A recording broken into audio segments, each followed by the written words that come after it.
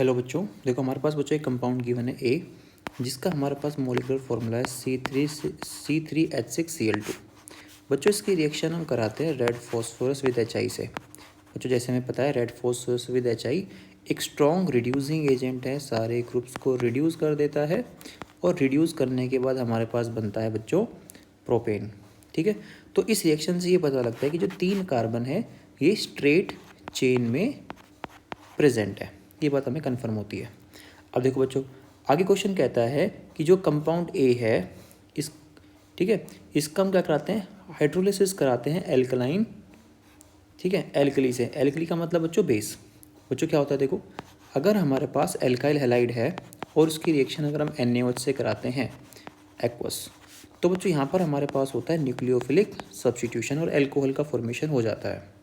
ठीक है, इसका मतलब दोनों Cl हटके 2 OH लग जाएंगे, 2 ऑक्सीजन बच्चों एक्स्ट्रा आएंगे। लेकिन जब इसका ऑक्सीडेशन कराया गया तो जो हमारे पास मॉलिक्यूलर फॉर्मूला बना वो बना C3H4O4, मतलब 2 ऑक्सीजन तो आने थे Cl की वजह से, 2 और एक्स्ट्रा आ गए।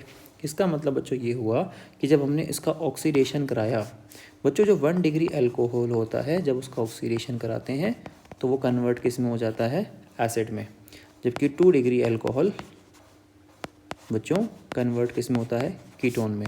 तो जो 2 डिग्री अल्कोहल होता है ना वो कीटोन में कन्वर्ट होता है, तो बच्चों वहाँ पर ना एक्स्ट्रा ऑक्सीजन ऐड नहीं होते, यहाँ पे 2 ऑक्सीजन एक्स्ट्रा ऐड हो गए। इसका मतलब ये 2 हमारे पास जो Cl है ये 1 डिग्री कार्बन पर लगे हुए हैं। तो बच्चों यहाँ से जो हमें कन्फर्मेशन मिलती है हमारे कंपाउंड ए की वो इस तरीके से मिलती है।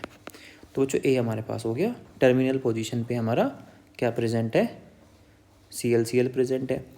अब हमने इसका NaOH से रिएक्शन कराया और दोनों जगह पे क्या हुआ बच्चों, OH हमारा लग गया।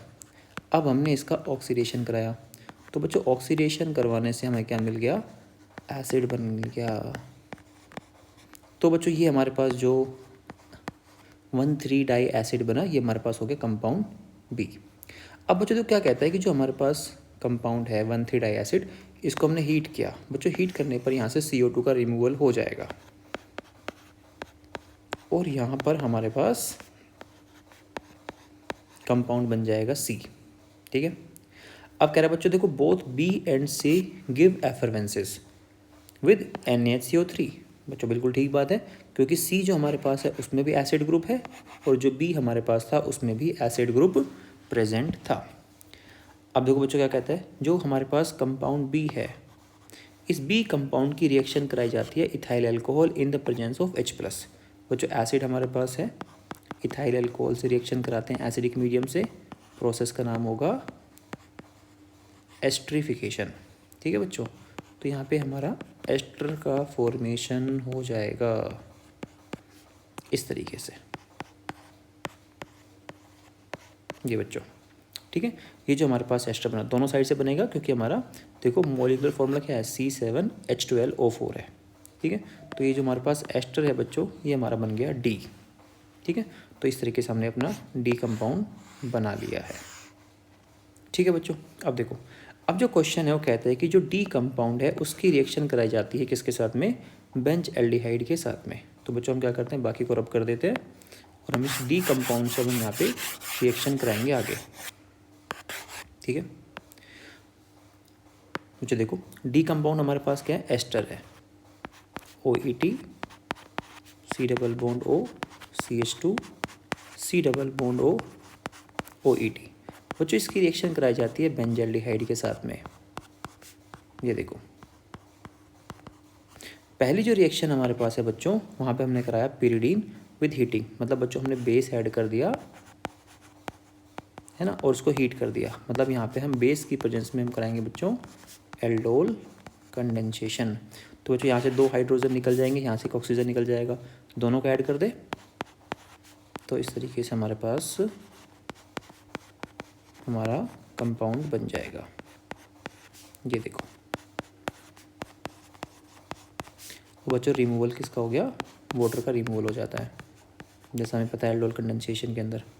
ठीक है बच्चों, अब ये हमारे पास हो गया। अब नेक्स्ट स्टेप में हमने इसका करा दिया हाइड्रोलिसिस।